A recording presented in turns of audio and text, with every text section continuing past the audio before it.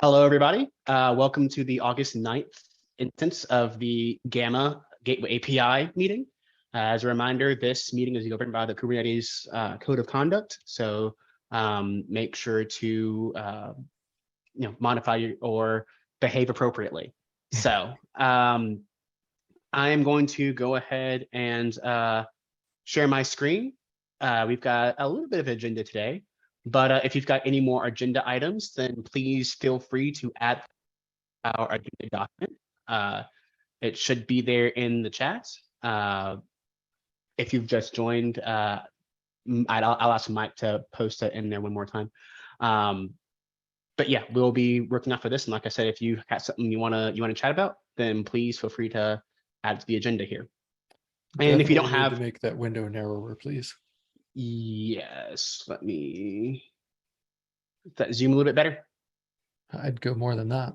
More than that. Same. Yeah. That. There we go. Yeah. I don't think we need to see the comments necessarily all the time. Same. Okay. Yeah. My monitor is a bit wide, so I appreciate the reminders to make sure I'm zoomed in appropriately. I'll remember the 200% mark. Okay, so I'll go ahead and get started. First, I wanted to just share a brief kind of announcement. When we founded the kind of Gamma initiative and talk with the Gateway API folks about getting this started. Oh, actually, sorry, I missed it. You are already recording. I just had to make sure. Carry on. Yes. Thank you. We do want to make sure we're recording. But yeah, so the Gateway API folks mentioned as you were starting this up that it would be great to kind of do periodic updates from what we work on here in the Gamma meeting and bring that to the kind of the upstream Gateway API meeting. And I think a good kind of checkpoint to share some of our progress would be August 22nd. So that is 2 weeks from now, approximately. That gives us kind of two meetings in this time slot, two meetings in the 8 in the early time slot, and that way we can update kind of attendance on both and get feedback from everybody, and also kind of share the technical progress that we've been making. So keep that in mind if you want to be at the Monday Gateway API meeting at 3 p.m. Pacific time to share that. Any questions, comments, or concerns on that before I move on? Carry on. Wayward son. All right, let's move on to the action item review. I put this here after the last week's meeting, and I kind of like this style of going ahead and getting on the agenda immediately so we can kind of make sure we're reviewing our action items and checking in, see if we need more support and stuff like that. So we had two action items from last meeting. If you're on the call a bit earlier, you heard me admit that the time got away from me this past week due to a conference and some other stuff. So apologies for sort of the lack of depth on some of these, but I did manage to go ahead and create two issues on the Gateway API repo around the two GEPs that we discussed at a high level, the provisional GEPs for mesh representation as well as mesh service binding.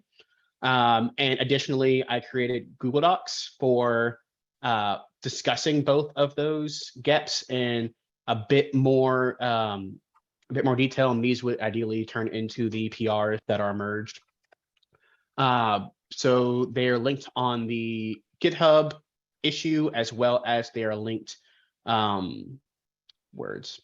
linked on the original exploration document. I think I've mentioned it before, but I'll mention it again that I'd really like us to try to start pulling things out of that gigantic 35-page exploration document so that we can centralize conversation and even parallelize discussions on some of these things. And this is a good example, mesh representation and service binding. So these are here for folks to take a look at. And I imagine if nothing else is added to the agenda, I imagine that this is what we will we'll spend some time talking about this today. But But before doing that, I did want to let Flynn go ahead and give an update on your action item from last week. So there's a doc up at HackMD, and it's in HackMD because it simply was not worth the time to try to go through and wrestle Google Docs list structures and things like that in any way that I would have spent far more time doing that than I spent writing on this. And again, you can make that window a lot narrower so people can read it. There are a couple of things here. I deliberately started with the use case of a developer who has already dealt with the Ingress problem, since that's the first one that they're going to have to deal with, and is now going, oh, hey, mesh functionality would also be a good thing. That brought up a couple of really interesting questions that I've called out in there. I don't know that it's really worth burning a lot of time today if people have not yet had a chance to read it. The short version of those questions, though, are things like if you are using an HTTP route to configure your ingress, arranging it so that you are using an HTTP route to also configure things in the mesh is something that rapidly lands in a very confusing world.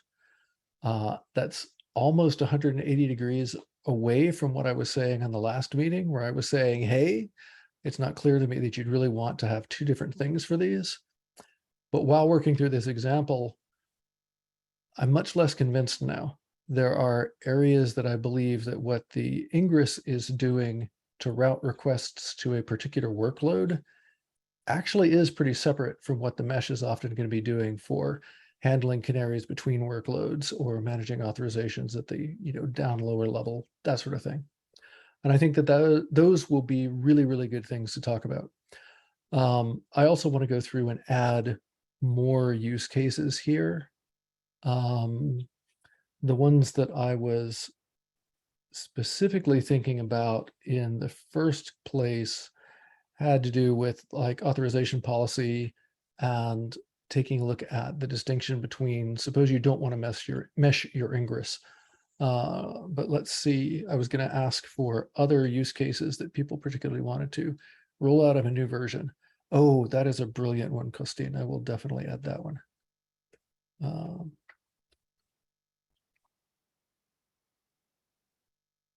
And I assume you're talking about a new version of the mesh rather than a new version of an application workload, right? New version of an application workload. I'm sorry, say again? Application workload. You roll out a new version V2 of application workload, and it may accept traffic from both ingress and from other workloads, which is common. Yeah. So the case where the developer, help if I could speak, huh? So the case where the developer Jane has a new version of an application workload coming into play and wants to originally do canarying and then switch over, that is one that I've already talked about a little bit. I really like the one of a new version of the mesh. And I already wanted to talk about auth and auth-c policies. So, like I said, I don't really know how much sense it makes to burn a lot of time on this if people have not had time to really go and read over that document. I suspect people have not had a ton of time. So that might be one that we should defer until next time, given that we've talked a little bit about some of the questions that came up from that. Thoughts? Got it. Opinions? Heckling? No, I think that makes sense, and yeah, really appreciate you doing this initial exploration. Yeah. And yeah, I think just like for future notes, anytime that there's a doc, something like that, that folks can look at, have a chance to look at before meeting, like just dropping links in Slack would be wonderful. Yep. Not gonna lie, this was not ready for people to look at until not very far ahead of this meeting. So fair yeah. enough. Yeah. Okay, so I definitely hear your thought, Flynn, around not necessarily digging too deep into this until folks have had a chance to look through it. I've got a possible idea for how to approach this, but want to go to Rob first. Yeah, I just, one of the comments that I think you had made, Flynn, was specifically about whether, I think my interpretation of it was if it makes sense to use the same HTTP route for ingress traffic and mesh traffic. And I guess a broader question is that a goal of Gamma to use? So it's one thing to use the same APIs for So both. It's let me another.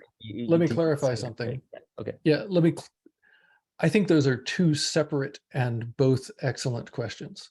Should you be configuring the ingress and the mesh with the same kind of resource? And should you be configuring them with the same resource? I think are two different questions. I personally feel fairly strongly that it should not be the same resource. And I talked a little bit about that in this document, but it basically, once you get into a world where it's not the same person filling all of the roles around a given workload, I think that that's going to end up being problematic if they're the same resource. But it's an open question. I think we should talk more about it. Okay, yeah, that's very helpful. I had also been in a similar state of wondering if we should just isolate, same APIs, Yeah. but different resources could be a solution. Yeah. Yeah.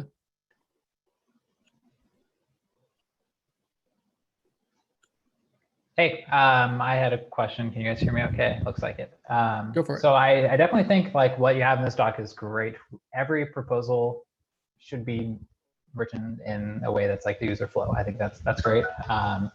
My question though is what exactly is the goal of this? Like one interpretation, but I want to run it by you, is that you're saying, here's what it looks like to use HTTP route for mesh, and it looks bad here, which I agree. Therefore, we shouldn't do HTTP route. Is that the like conclusion you're trying to draw from this, or? So in the last meeting, and I think this was the one last week, not the last one in this time slot, then there was a certain amount of discussion around, hey, should we use HTTP route? And one of the outcomes of that was, well, maybe we should write out an example workflow and see how it looks. So this was a response to a bunch of questions. I think that the question of should we use HTTP route is still open. And my purpose in writing this was to try to put some context around what that case would look like so that we have something to make decisions on. Okay, I think that is useful, and it's definitely been a useful doc. I don't think that I would draw from this, like I conclude from this that yes, like this use case here doesn't work well. But my conclusion to that is not that we shouldn't use HTTP route, it's that we shouldn't use HTTP route in this way, right? Okay. There's a variety of different ways we could use HTTP route. So maybe I'm the only one that thinks that, but at least I don't think it's reasonable to draw the conclusion that we shouldn't use HTTP route based on this yet, in my view. I think I'm conflicted. On the one hand, I want to hear about what you think you would change and not, in what manner would you use it? Yep. On the other hand, I am concerned about whether people, whether everybody's had much of a chance to really read and think about it. Yep. Can you point to the HTTP route that is bad? Because I'm not sure I follow the doc. I'm sorry, say again? Which is a bad route in your document? I don't think any of them are necessarily bad routes. I think that they're being used for two fairly different, there are two different HTTP routes in the document. They have fairly different functions. And that raises a concern that might be confusing to people who are trying to use this, particularly if they are people who are coming in from the perspective of an application developer who's just trying to get it working, as opposed to somebody who wants to spend a lot of time understanding all the ins and outs and nuances of the Gateway API. I see, but if you want to add headers and route some subset of requests to a different, you would use a different resource, which would be slightly different. Wouldn't be that confusing as well? I would probably, actually, you know what? Let's defer that conversation until people have had more of a chance to read it and think about it.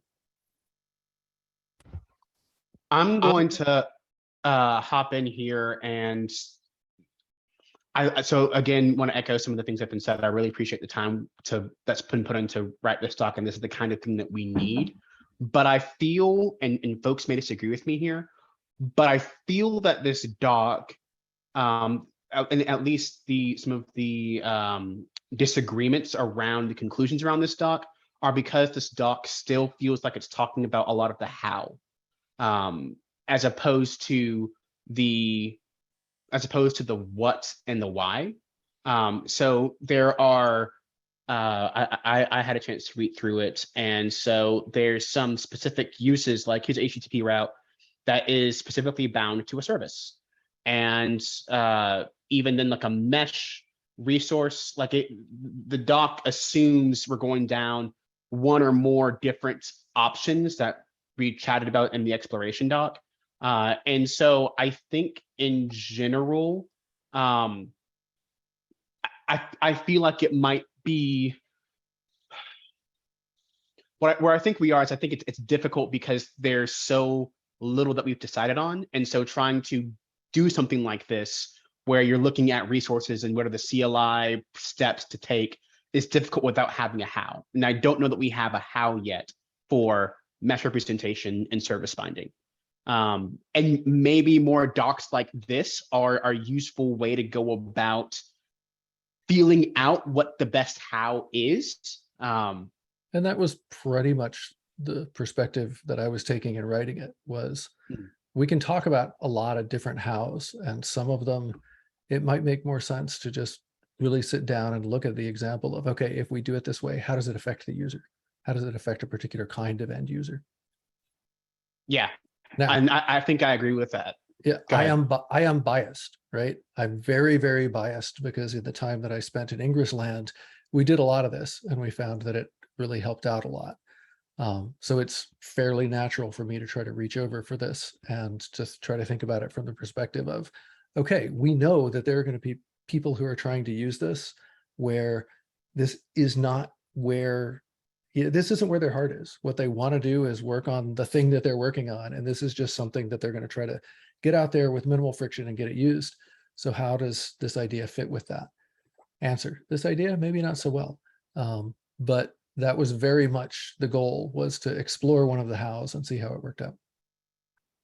Gotcha. And so it feels like the GEP process that we kind of started last week, and I mean last week as in literally last week. I feel like that process is really focused around the what and the why and getting that clarified. And I think and I don't know if Shane was able to come back, but I feel like the idea in going that direction was that we would get the what and the why first before doing the how. But I also understand it's difficult to think through what and why sometimes unless you've got some concrete hows and user stories. So Yeah. we've kind of got these interlocked work streams. Well, Another thing that would be really, really easy to do would be to haul out the steps of what Jane is doing from this user flow, and then to write out some of the other flows for, here are things that I think people with these roles are going to want to do. It would be very easy for me to pull that out as a way of exploring more of the what, and then leave the how aside. So if we think that's useful, I'm happy to do that. That's not a bad idea, to kind of have for each kind of step there to have maybe several different versions or variations of like a choose your own adventure almost. Yeah. And then we can work towards maybe a one or two better outcomes. Lynn, I want to make sure you get a chance to answer. I see your hand up. Yeah, sorry, I haven't had a chance to look at your proposal in detail. But I think I guess just to level set with everyone, it's so challenging with your user case trying to solve the scenario where the ingress may have a different route than the mesh route for a given service. So essentially, you want maybe one traffic behavior with the ingress when that service will to the ingress, was maybe it's the client is from another service in the mesh. The particular thing case that I was talking about was one where the ingress has a route saying, hey, go and take this particular chunk of the URL space over to this workload. Use the service name to identify the workload. Later, the person wants to use the mesh to split traffic to that workload between two different versions of the workload. Are those the same route? Are they a different route? Should they be different resources? Yeah, I think this is also. That makes sense. Go ahead. Yeah, because I know we have the same challenge in Istio. So yep.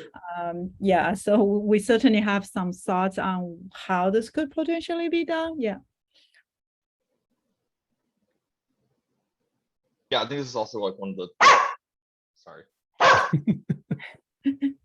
One of the difficulties of kind of having service overloaded as like both multiple backend workloads potentially, and also the like identity representation front end, as you kind of referenced a doc, I think last week or the week before. John, did you have something to add? I kind of did, but I wasn't sure. But I guess since you asked, I'll say it. It seems like this is kind of assuming in this doc something that was surprising to me, and I get why. I didn't expect this because I was expecting a more narrow view, that the ingress is like some pod running in the cluster. Well, maybe not, but it's part of the mesh. And you have like two distinct configs. One is like you're configuring the ingress part of that, and then like its sidecar.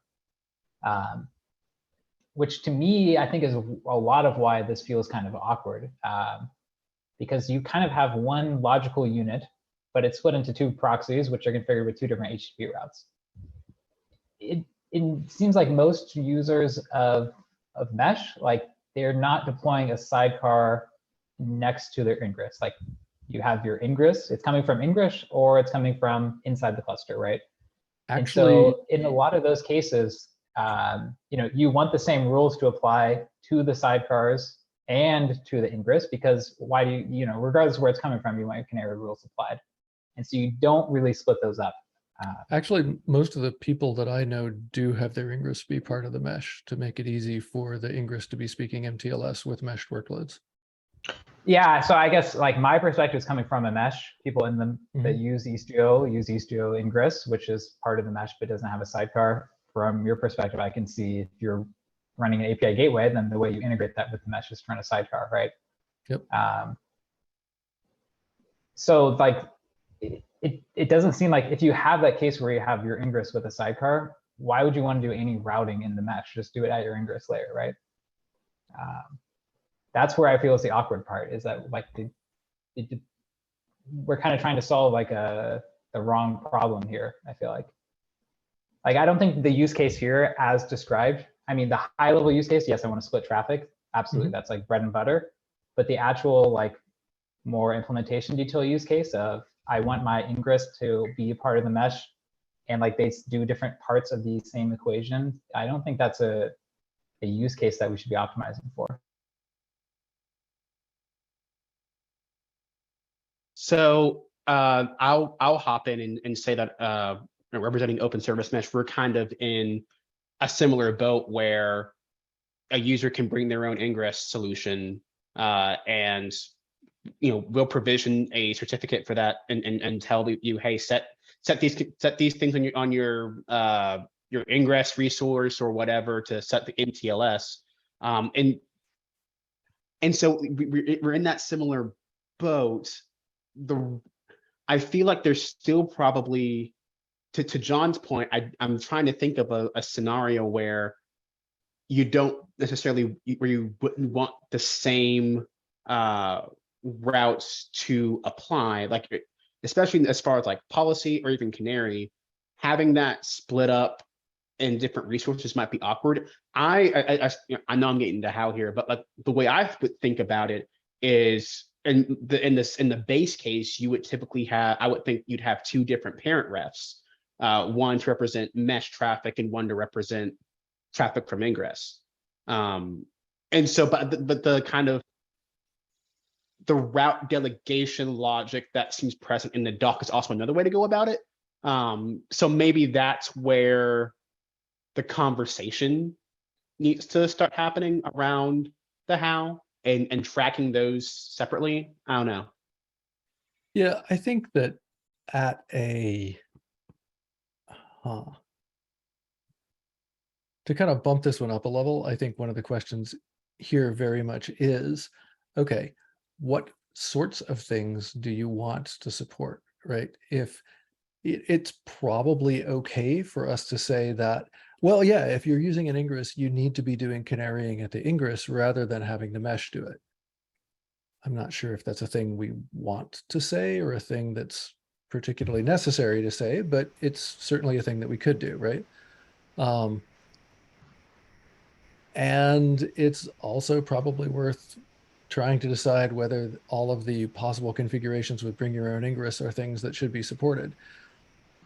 That one I tend to think that, yeah, we should, because there are going to be people who want to do that. But yeah, all of these are things where, like I said, I'm perfectly happy to go through and put together some cases with, hey, here are things that a user will probably want to do, and then back up from there. And I want to be explicit about saying that, yeah, when I was writing this, I was trying to show an example of something a user might try to do, not necessarily show an example of something that I personally thought was the best way to get it done. So I think it's important to separate those two as well. Kostin, you had your hand raised for a while. Yeah, so I'm still not sure I understand what is the problem you're trying to solve here with this example, because with HTTP route, the user has the option or could attach the route to both ingress and mesh, and that will satisfy the one use case. Or they may choose to not attach one HTTP route to the gateway, a different HTTP route to a mesh if they want to control it differently. Both of them are valid choices that can make. If they have, the same implementation for gateway and for mesh, which is probably going to be very common because we want some integration between them, no problem. If they want to use an external ingress, again, no problem, because the external ingress will use whatever configuration, not HTTP routes. The users will not be confused too much. So I think, unless the ingress is also using the gateway API. But if it's using HTTP routes, so then the most confusing will be to have different resources to do the same thing. So you use, split traffic with some HTTP route in gateway and something completely different on mesh. I mean, that will be confusing. Yeah. Well, sorry, go ahead. That's okay. I mean, I think we have plenty of flexibility to address most use cases with the current API. Not everything will be perfect, but it's decent enough, I think. Yeah.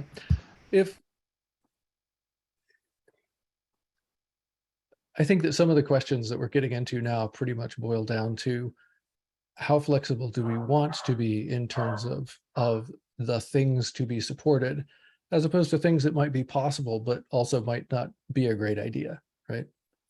Sorry, Keith? Oh, yeah, I just raised my hand, but I think that some of this is going to be, a lot of this sounds like a scoping conversation, where we, like you just said, there's different ways we could go about this, but as we're building out this spec or these mechanisms for Gateway API and Mesh, we've got to decide what it is you want to support for this initial first pass. And so if there's no, I think this might be a useful time to pivot to the Get docs that I started, because I put some of those questions in at least one of them. So I'm going to go ahead and do that. Okay. So is that a good size to everybody? Yeah. Okay, so this is the first get and the one that I actually had time to start pulling out some things around it. This is around mesh representation, get 1291. And I just kind of copied the statement around what mesh representation is from the exploration doc. I think I probably like conversations around mesh representation to start happening in this doc as opposed to the exploration doc going forward. But for now, I want to preface that by saying for now, this doc is meant to discuss what and why and not get into the how quite yet.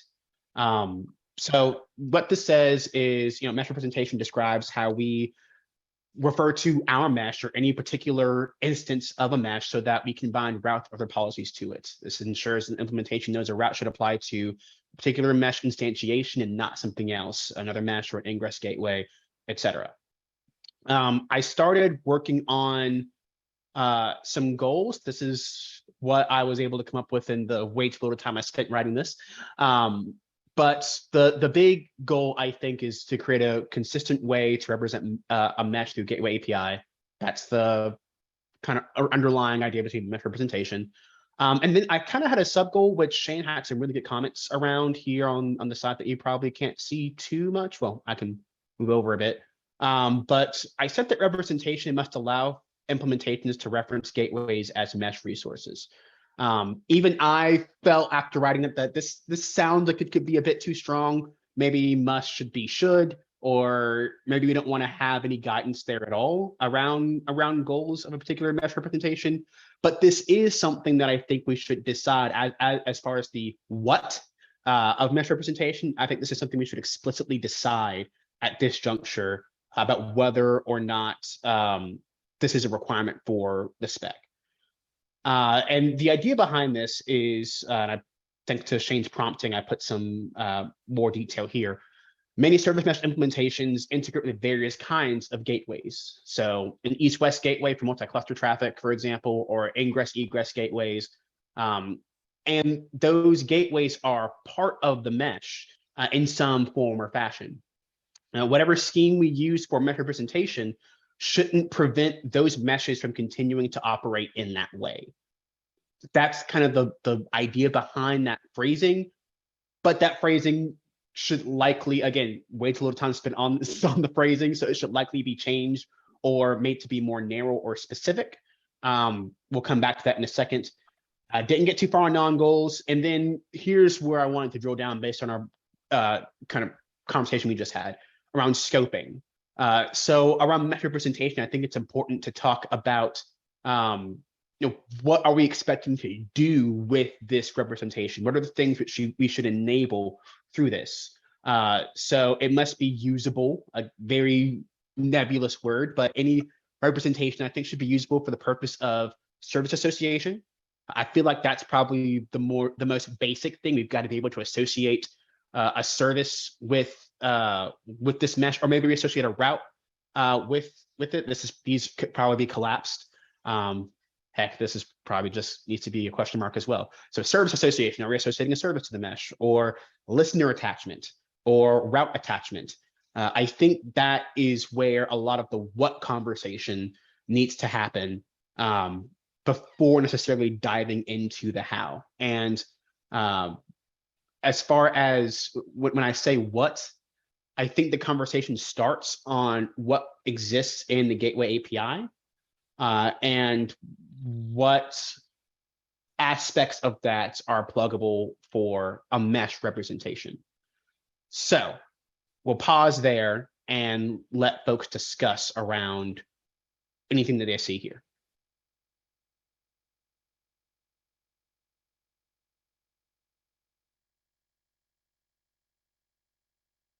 I'll say that taking the Google Doc route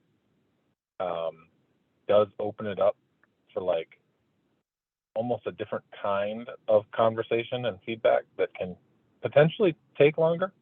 I feel like a PR that created a provisional gap that just said the first goal is actually a reasonable place to start for something that's massive. I know it may sound silly, but like just getting that in, and then people can start, like not just you, Keith, but like everybody can start to like add their goals on top of that so that we're building iteratively on top of that, might be a good way to get this going faster. I can just see this burning for a while. I can see us sitting and churning through and like trying to, but if we just say we want to do mesh with Gateway, let's start there and merge that, I can see us being able to get that done in a few days, a week, and then build off from there. And then everybody has an opportunity to kind of like it's not your doc necessarily, and I don't mean that in a bad way, but it's just like it becomes everybody's doc then, and everybody can be like, all right, I have a PR, this is a goal I want to add, or here's a little tidbit I want to add, small little iterative PRs. Does that make sense, or am I just? No, I like that idea. I think it makes sense. I think that makes a lot of sense. Go ahead, Rob. Yeah, so I would just say that I think we're all running into the limitations of technology here, and the various every system we're using has its own flaws. I appreciate Docs, HackMD, GitHub, but I know we have run up against the issues of GitHub review scalability with even more recently Jeff's route delegation gap, where we put 150 comments on it and it's starting to come to a crawl. Earlier PRs had 200-300 and it fell apart. So I'm not saying no, but I think what we should do, and this is an overall theme, irrespective of technology, is focus on these small iterative steps. I think we're all in agreement that if we get stuck too long on a big thing, we're going to get stuck for way too long. It's going to be hard to recover from that state. I think what we may want to agree on, though, before we merge a PR or something like that, is a fairly representative set of goals, for example, right? Like if we just say this is one goal and then we add, additional goals at later points, it may become hard to understand when goals are complete and when we can transition to the next phase of how we accomplish those goals, for instance. So maybe that's not something that needs to be a single PR, but maybe we just need timelines or something of, we want to have all the goals defined for this by X date. Or I don't have a perfect solution here, but I think the high level thing, I completely agree with the direction of iterative steps here. Try to take as small leaps as we can here and agree on a set of goals, get that in, agree on non-goals, whatever, and work in as small chunks as possible. I maybe some timeline to kind of force the issue and say, if you have ideas for goals, make sure they're communicated by X date. It would help. I'm not sure. Maybe we should just do that. Like maybe we make a GitHub milestone that says service mesh provisional stage 1 and say it's due in a month or 2 weeks even. Get your goals in by then. Otherwise, we're going to kind of consider it a little bit more locked in, and it's going to be a lot harder to get new stuff in. I think when you're talking about doing things iteratively, smaller chunks, I think, make for or allow for tighter deadlines, because you're not asking for quite as much. And so I've personally found more success doing just that, scoping things down and have some tight deadlines. I'm not opposed to that at all. I think well, not tangential. It's a kind of a question that falls out of that is how that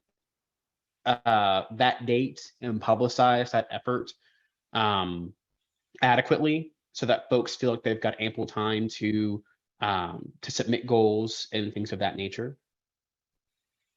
I think that between the two different, between the two different time slots, I think we've got pretty decent coverage from folks in the space, but I do want to call that out and be sensitive to, if we're going to have tight deadlines, then we want to make sure folks have the chance to submit things. I think Shane, you were saying something? I'm almost. Yeah, I'm sorry. I'm almost kind of going back on what I said. I was trying to go with Rob's direction, but I almost, after thinking about it, don't really want to go down that direction necessarily. Putting timelines and trying to put deadlines and stuff. I'm not sure. My instinct, based on just my history, is that if we can just think and get these things down into much more tiny things, we won't need those deadlines necessarily, because everybody who is trying to champion this, and there are multiple champions, and that's part of why this is going to be a hard one to get to get tons of velocity on, because there's multiple people who want to champion on this, and that's good, but it will take longer. I don't know, setting a timeline actually feels kind of almost rotten now that I think about it. Sorry, I didn't mean that like a derogatory sense, Rob. It's just like it feels like we just need to get a signal that we're trying to do this in a gap, and then see if we can just encourage people to make the smallest contributions they can. Because if we can do that, I imagine we can get the speed that we're trying to get by putting a timeline without having to put a timeline, and potentially making it frictional where somebody feels like they can't contribute something that might be very valuable at some point after the timeline. Yeah, I'll without getting too into the weeds here, I don't care too much how we approach this. I just want to make sure everyone has a say, everyone has a chance to contribute, no one feels like they missed the boat. And also that we don't get, with this, we are at very high risk of getting just completely stuck on a large task, a large doc, a large review somewhere. And so my biggest concern is trying to avoid that state. I don't care too much how we do that. Open to any approach. I get that. I am, when I was at the last meeting, I think it was the last meeting, maybe it was the one before that, I was in the gray zone of like, I'm not even sure if we should do this in Gateway API. And over the course of the last week or so, I am now kind of more firmly in the I do think that we should do this kind of territory. So for what that's worth, that's what I would like to see represented in our repository right now. If nobody is in a different space and has a really good argument against, I don't have most of it. I don't have a good arguments against, and part of it is I'm seeing the value. I don't see the how yet. That's completely unclear, but that's not what we're trying to solve just yet, right? So I don't know. For what it's worth, I'm like flipping my switch a little bit and kind of going a little bit into the yes, let's do this kind of territory. So I guess from a community perspective, is how much more of a signal is a gap going to get us as far as we want to do this in Gateway API, as opposed to the existence of Gamma? Not trying to say Gamma is like the end all be all, but I guess if we're thinking about the problem we're trying to solve, right? What are we trying to accomplish by merging a provisional gap? If the goal is we want to indicate we want mesh to be in Gateway API, then I have to ask the question, how much more does that buy us versus Gamma already just existing? And I kind of, where I stand right now, and this may change as the week goes on, but I think I feel that there needs to be goals at the very least, because having a strong set of goals toward the beginning can really help the conversation that ensues.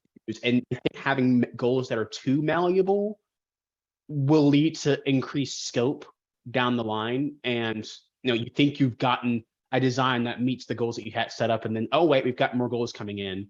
But at the same time, there might be a set of goals for the first rollout of mesh for Gateway API, and we scope it down really, really small for the first gap. I don't know. There's so many different like permutations of ways to go about doing this. Yeah, you know what? I put a wrench in the system here because I had kind of a different idea about how this should go, but I'm not exactly driving. I might start driving at some point, but you're driving. So I'm good with going with your intuition on this, that you want to have more goals up front. That's fine. I floated something out there that seemed to make sense to me because I've seen that work sometimes, but having a few ready to go goals sounds good. We don't need to deliberate on that too much. We're already part of the way there. All I was trying to do is like think about ways that we can be efficient, because I can see how long this can take. I can sense it. You know what I mean? Yeah, I feel that. I think between both of these gaps, I think my goal, and this is the other one for mesh service binding. It's very empty. I ran out of juice toward the end of last week, so apologies there. But on both of these, I'm really wanting to keep this very high level and get folks talking about what we want to solve provisionally for mesh. And honestly, the more that I think about it, I think maybe even at the risk of, being too 500-foot view that we don't even get something like useful. I wonder if it isn't a useful conversation to discuss kind of what getting mesh and gateway API looks like from a GEP standpoint down. Like, are there stages to this? I mean, obviously it would be experimental starting off, but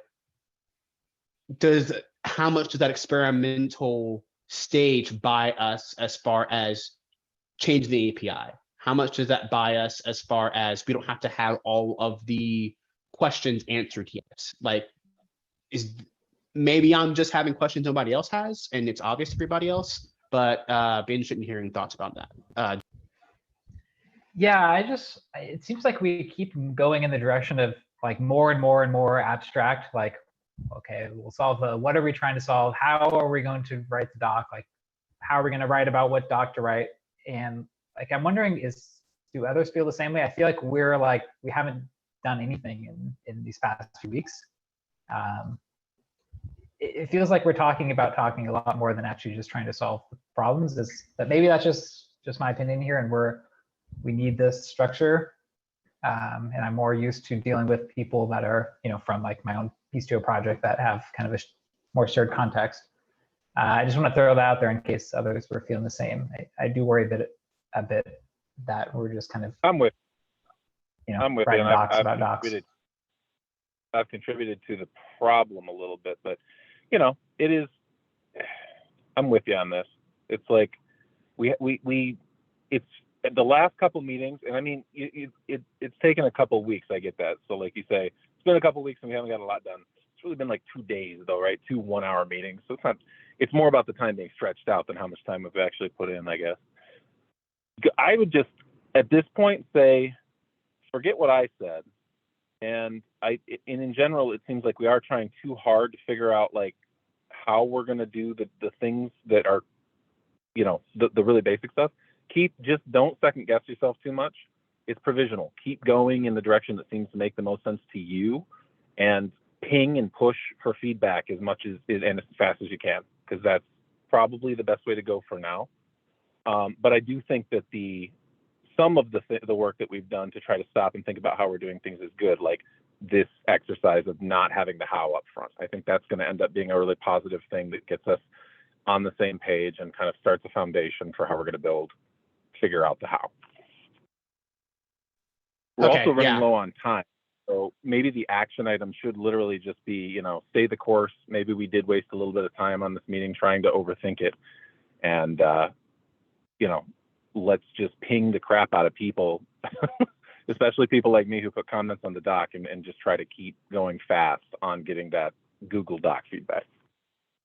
I was going to say something similar. I think this is good discussion that we have, but I tend to, after hearing John's point, I definitely don't want to get caught in the mud of process. So at least, I agree. I think we're doing a good job by solving the what and the why first before the how. But I think that it's important for us to have a bias towards action at this stage, to make sure we're continuing to make forward progress. I think we've got some really smart folks in the group here, and I don't think that we're going to make too many decisions at this point that won't either come up before we pull the final lever, or that are going to be completely awful and that we hate forever. So I'm going to continue, I'm going to kind of take that advice and continue to push on the doc. And if we start getting bogged down too much, possibly pivot. But I'm also conscious of not wanting folks to feel like the only time we can have conversation is during these Gamma meetings on Tuesdays. When we first started the exploration doc, and it was a small group of people, but we had a lot of conversation, as you can see in that exploration doc. And I don't want the extra process to take away from that spirit of conversation, collaboration, and thinking about the problems that we're trying to solve. So Google Docs seem to have done that on the exploration doc. So I'm gonna kind of stick with that for now. And I don't want to start getting into the business of creating too many deadlines, but I do believe in time boxing. So I'm going to tend to like say that I'm going to try to time box this for 2 weeks for the next couple of meetings. And so, well, we already have a pretty nice time box here of August 22nd for our kind of progress report to the Gateway API meeting. And I'd like to have some PRs for provisional GEPs in by then. So I'm going to commit to focusing on these 2 GEPs and would love feedback from everybody else. But I'm going to, if there are no strong objections, I'm going to go ahead and try to time box submitting or at least creating PRs for these 2 GEPs by the Gateway API meeting on August 22nd. Any strong objections on why that's just an awful idea? I think that's probably a good idea. Okay. All right. So I will make sure to try to get that down the meeting notes and get that done. I'm also we've got about 5 minutes and I feel kind of bad for taking the time here, but I've got a solution for that. If you got something you want to talk about, I'm going to talk about how you can talk about that. Wow, that's complicated. So I think that we've had a lot of conversation in docs. We've had a lot of conversation in the exploration doc and as well as in some of these gaps in the maybe even meeting notes. But I'd really like to start thinking about using Slack more. And I don't know if folks are, myself included, are hesitating because we don't want to like distract from the Sig Network Gateway API Slack or what. But the Gateway API Slack is honestly seems kind of quiet, personally. And so I'm going to, again, kind of have a bias towards action until Rob and Shane tell me to be quiet and go somewhere else, and start posting more and pinging the mess out of folks in the Sig Network Gateway API channel to comment on these docs or to discuss things in a asynchronous format that's kind of more, that might cause more communication. And so it's also more public. So we can, it's not a maze of links for folks to have to follow. It can be in a Slack channel that we're linking to these docs. Any feelings towards that? I think it's a good idea again. I also think you should probably stick information on the Slack and the Slack channel in the exploration doc and things like that. Say that one more time. I'm not sure I completely understood you. In your exploration doc, put in a link. Hey, this is the Slack. This is the Slack channel. You should go there and expect to see a lot of things happening. Okay, yeah, got it. That's a good idea. I'll do that as well. Okay, I will do that. Expect to be annoyed by me in these next couple of weeks, looking for feedback and conversation on the docs. And like I said, if I, August 22nd is when I plan to try to have PR submitted. Any last comments, questions, or anything before we call it for this meeting? So do we continue to think that it's not going to be, or sorry, do we continue to think that it would be a good idea for me to go through and distill some of this stuff down into various user paths, focusing on how before next time around? I'm seeing a nod from Mike. Anybody else? Definitely. All right, I'll do that. Yeah, I think the parallel work streams will be useful because I think once we get scoping down and everything on the what and the why via the GEPs, we'll already have some nice kind of work being done on the how path to where we can say, okay, so that's going to be a no. Let's focus our efforts here. So I think that's really useful work. I'm also going to be a little more explicit in a chunk at the beginning about who the personas I'm writing about are, where their backgrounds are, things like that. So don't be surprised when you see that. That sounds great. Yeah, I think abstracting out the user patterns from the implementation will really help kind of clarify some of the goals and scope. And evidently your dog agrees too. So awesome. Yes. Sorry. Mike has the angriest dog. No, that was just hungry. That was emphatic agreement. I could hear it. All right. Well, thank you everybody for another great conversation. I'm hoping, we got a lot out of this.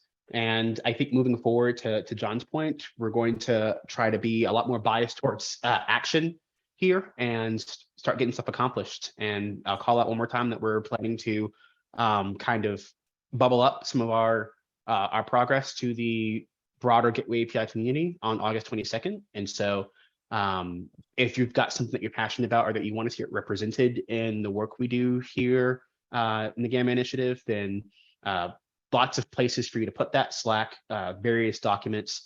Anybody watching the recording looking for places to start, the meeting notes have all the various links to all the different places. And I'll also take Flint's advice and put links to the Slack channel there as well. And with that, I think we're done. Thank you everybody for showing up. Take care. Thank you. Thanks, y'all.